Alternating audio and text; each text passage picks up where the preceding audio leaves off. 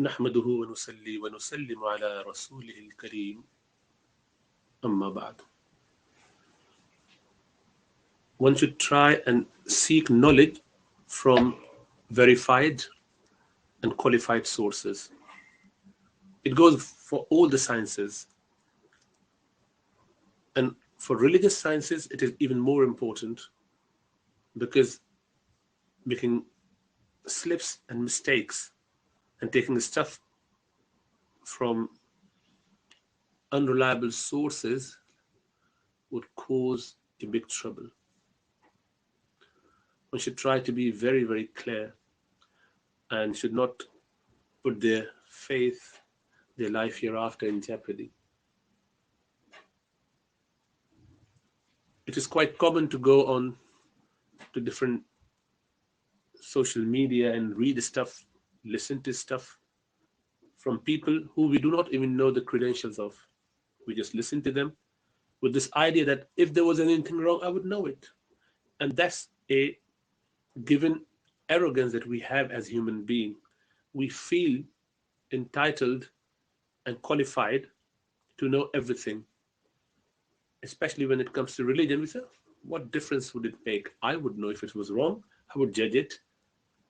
And that is the lack of insight one has about their limitation, limited understanding. And that arrogance would cause us to go beyond our level and cause more trouble. So we should be very, very careful and never go on to those extreme lines. On top of that, we listen to this stuff and then go through the comments made by people. The people making comments haven't got any authority. We don't even know them. We don't even see who they are. We don't even know their religion, their background, their understanding. And whatever they say, they come up with different ideas, appealing our intellect, maybe, if we have any. And we then feel that, so they confuse. We should not get exposed to all those bits. It would just distract us from our path towards Allah subhanahu wa ta'ala.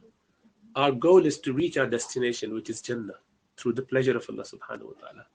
One cannot do that if they keep looking here and there, keep changing their lanes, keep going onto different exits and all different service stations, taking time out to park here and there. They would miss out on their journey time, they would miss out on their destination. So one should not delve into any of that.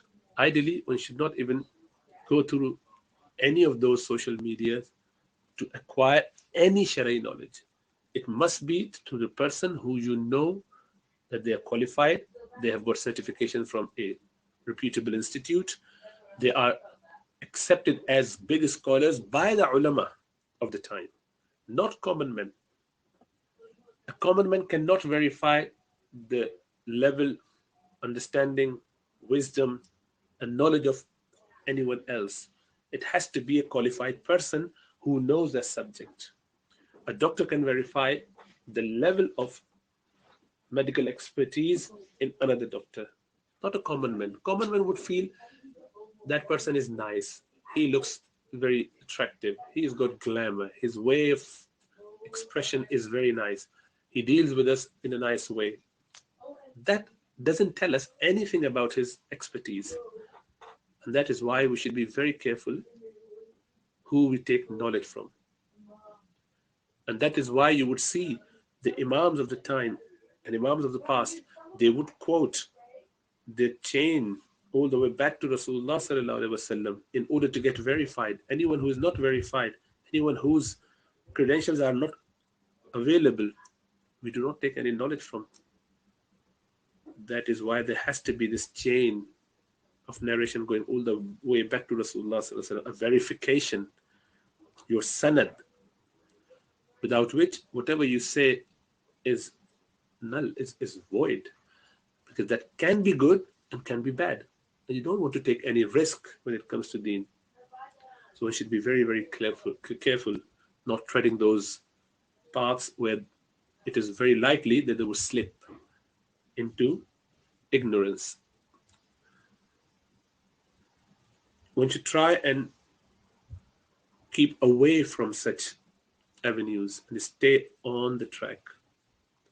May Allah give us tawfiq to understand and save us from all those clutches and all those traps of shaitan and nafs.